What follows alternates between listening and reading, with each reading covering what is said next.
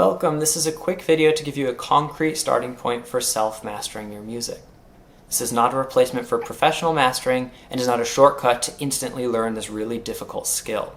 To be totally transparent, I'm not a mastering engineer, but when I'm releasing demos or working on a project with no budget, it's an important part of the process. So this video will be useful for getting your tracks ready to release if you need a place to start.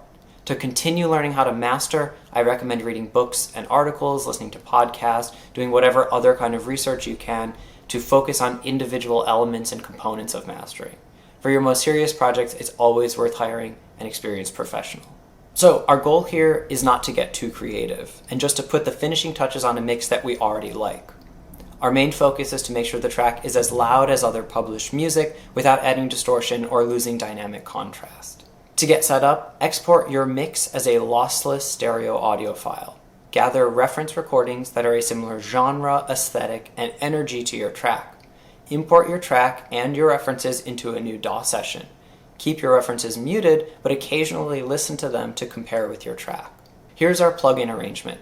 First is a simple utility plugin for gain automation, followed by an EQ, and last in the chain is a limiter. You could consider adding a compressor somewhere in there, but we're going to keep it really simple. If you add a compressor, make sure it is before the limiter. If working on an album, I have these same plugins on every track. Now we'll go through the individual adjustments. Automate the gain of the first plugin in your chain to balance the dynamics of different sections of each individual track. First, listen to the loudest part of the track, then set the quieter parts in relation to that. Ask yourself how much dynamic contrast makes sense for this project. You might want to bring up the level of the quiet sections to even out dynamics, or you might want to increase the volume of choruses to make them a little bit more exciting. Only make very slight adjustments, probably not more than 1 to 2 decibels. Using an EQ will adjust the tone of your track. You might want to adjust the low end to add power or reduce muddiness. You might want to adjust the high end to make it brighter or reduce harshness. Make these decisions by comparing your track to your references. Listen back and forth and aim to match the overall tone. Make very small changes, 2 decibels maximum. If you find yourself wanting to make more severe changes, you might just want to revisit the mix. Remember, you don't have to make any changes here. Just see if any of these adjustments bring your mix a step closer to your references. The last and most important plugin in your effects chain is a limiter. A limiter is like a really severe compressor. It will set a loudness ceiling, and anything that goes louder than that ceiling will be chopped off. So you have to be really careful not to go too far here, otherwise you'll distort the sound. To set the limiter parameters, listen to the loudest part of your track. Set the ceiling to -1 decibels, and then increase the gain until you see the gain reduction meter bumping. This means your track is hitting the loudness ceiling, and therefore is getting close to as loud as possible.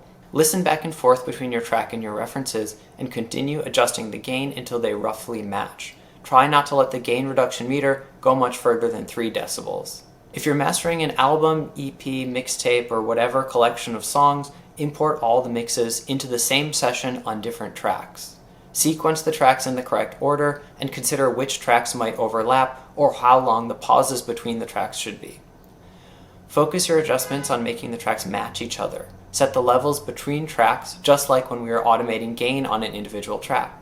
Start by matching the loudest moments of the collection and then adjust the softer tracks in relation to the loud ones. This means that your soft tracks might not be maximally loud. However, they will make sense in the context of the album. But this is the goal, right? You don't want an acoustic track to be equal to the epic anthem.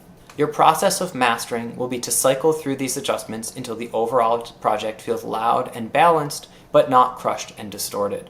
As a final safety check, I usually export the audio and re-import it into a fresh session to see what the waveform looks like. There's no perfect visual mold that your master waveform should fit into, but it shouldn't look like this, and it shouldn't look like this. Depends on the genre, but aim for somewhere in the middle. Like I said before, this is just a starting point and not a replacement for professional mastering. But for DIY musicians, taking the extra time to self-master your demos and other self-released projects can take them one step closer to professional recordings. Good luck and thanks for watching.